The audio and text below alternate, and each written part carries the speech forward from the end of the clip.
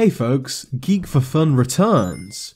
I make a lot of stories, so I figured it's about time I shared how you can make some of your own. As part of my time as a WEBTOON ambassador, I'm gonna help you make your very own WEBTOON concept. I'm gonna use my WEBTOON series, go subscribe and watch it now, as an example and go through step by step on how you can turn this into this. So, you want to make a comic. What's it about? What's your basic concept? There's a temptation to get really ambitious here and make a grand, sweeping saga. But my best advice is to start small. Think of a short story idea that would work well visually. You want large, easy to define moments and larger than life characters.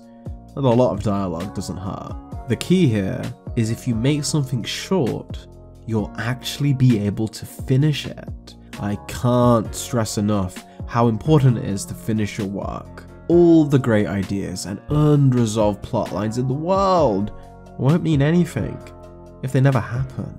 Start with a story you know you can finish, and boom! You'll have something you can share and be proud of without needing to add any caveats. Next, it's a good idea to work out the rough structure of your idea.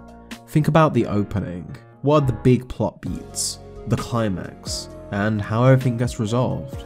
Now, not every writer likes to structure things out like this, but I always find it helps me to have a goal to aim towards, and makes the script writing process a lot easier on my end. Then, if I want to change things or swap around details, I can rework my structure accordingly so things don't go off track. It also will help to write brief personality profiles of your main characters. Understand them. Who are they? What do they want? What are their strengths and weaknesses? Where did they start out and where do they end up at the end of your story? This is really important to getting fully three-dimensional characters, moving beyond one-dimensional, they're a good guy, they're a bad guy, or two-dimensional, here's a bad guy with a flaw, here's a good guy with a bad trait. If you can give real emotions to a fantastical setting, your story will be much richer for it. Once you know about your characters, this is also going to help you design them. WEBTOON is a visual medium. A striking cast of characters will set your series apart.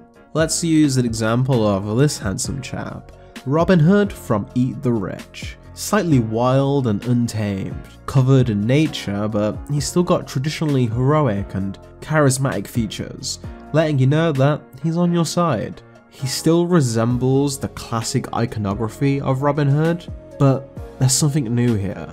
Most of all, you want your story to be yours. Even a mundane setting or scenario can be made exciting to read if you give it your own spin. Don't try to go for trends or what other people may like.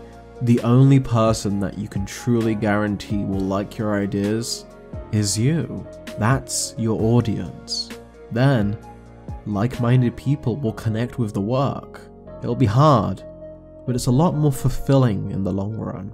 So, you've got all your designs and your basic pitch now.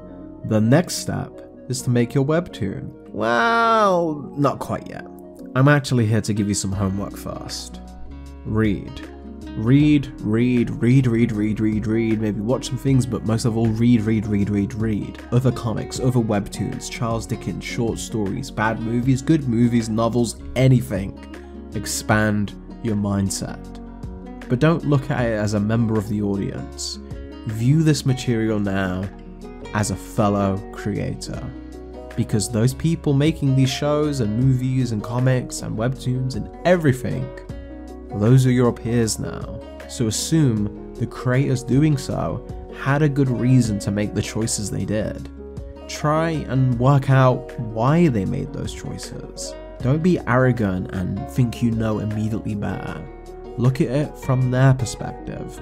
Assume they have good reason to do everything they did, even the creators you dislike, especially for the creators you dislike. And that doesn't mean they're right all the time, but this will help you grow as a creator in the long run, and then deeper into your career, you can get a little bit more arrogant.